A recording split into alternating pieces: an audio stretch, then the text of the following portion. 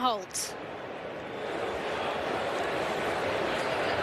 They're ready, and they're off away. His Majesty was just a little bit slow towards the stand side. Going forward is Valiant Force, with also now preceded by Thunder Blue towards the far side, chased over there by American Rascal and Elite Status on that far side with Devious, and they're also tracked by Malk back in the field over on that far side with Reveille also in the firing line. More towards the right hand side, the stand side, Shayak is showing speed with Mon the Sleeve, and then behind these on the stand side, No Name Mets is being driven along by Frankie Dettori, Toca Madeira as they race on inside the final 2 furlongs, and doing well on this side also is the Fixer, racing now to the final furlong.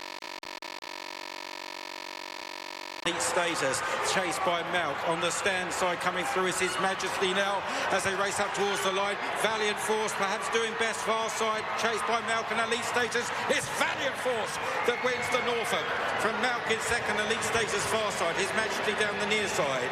They were followed home by Thunder Blue, and behind those Reveille, and further back Mon the Sleeve and American Rascal, well beaten. What a result in the first here at Ascot. That was pretty hard to predict. 150 to 1 Valiant Force, and a win for Ammo Racing. And Adrian Murray, tell us about this. A maiden coming home in front. I don't think anyone could have even stuck their pin in that, Kevin. I tell you what, Alex, didn't we have a 150 to 1 winner of the Coventry last year? The Riddler won this race.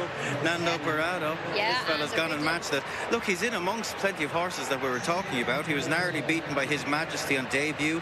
They stuck him into the Marble Hill next time, where he finished, not a million miles behind the likes of Give Me the Beat Boys, Noche Magica, His Majesty again, Buyin, that was declared to run in the Coventry. But look, he was disappointing. He made the running. And he weakened. He didn't weaken today. that was quite something now. And let's give a mention to Ross Ryan. He rode the Royal Hunt Cup winner as well yesterday, Freddie. It's turning out to be his meeting. Indeed, Jimi Hendrix it was. So that's 2 for him now already. Listen, he's a young jockey going places. Ray Beckett's taken a shine to him 2 years ago, and they built their relationship more and more. But this is Ammo Racing. This is his old job. So he's riding for his old boss, and this is their first winner here at the meeting 2023, and that means a lot to them. Certainly does. I mean, Jamie, this is what they've been trying to do, is to get the winners on the big stage, and they've done it here, but I bet they didn't have much money on him. No, that's right. 150 to 1 tells a tale of expectations and prior form. The spare of thought too for Kevin Stott, retained rider. It must be hard to be in a race where those colours, but a different rider is careering to victory. But that is the story here, isn't it? Ammo Racing.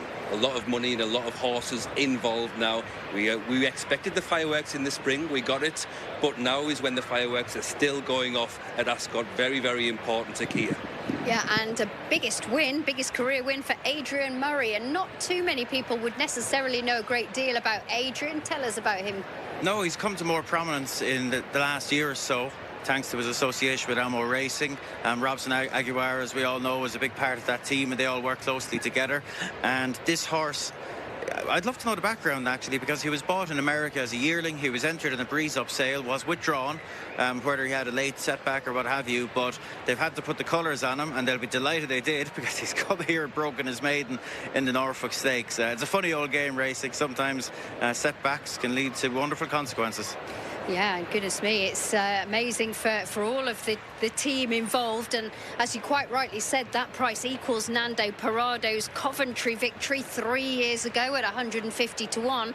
But look at the runner-up as well, Malk, who's finished in second for Richard Fahey, who won this race the last 2 years with Perfect Power, and the Riddler, who's a big price himself last year, and Elite Status only third. But it was interesting watching that group over on the far side. I thought American Rascal was up there for some way, Jamie, but just maybe was getting leaned on slightly. Yeah, and wing work, I always think, is never helpful in the 2-year-old races, and obviously that horse will have been conditioned and trained very differently to the scenario that American Rascal faced today. And with Elite Status, He's probably run really well under the conditions, under the circumstances, a different test today.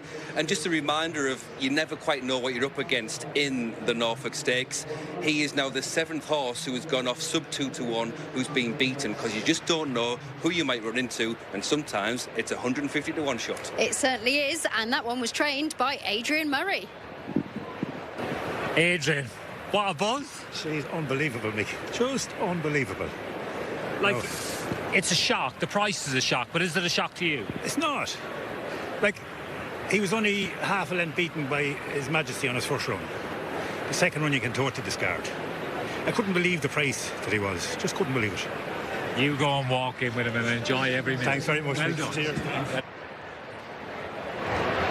Well done. What a great result for him. Probably not the best of starts, though, for those of us trying to unearth a winner or two. But this colt by Malibu Moon comes home in front by some way in our opening Norfolk Stakes. We'll get more reaction shortly.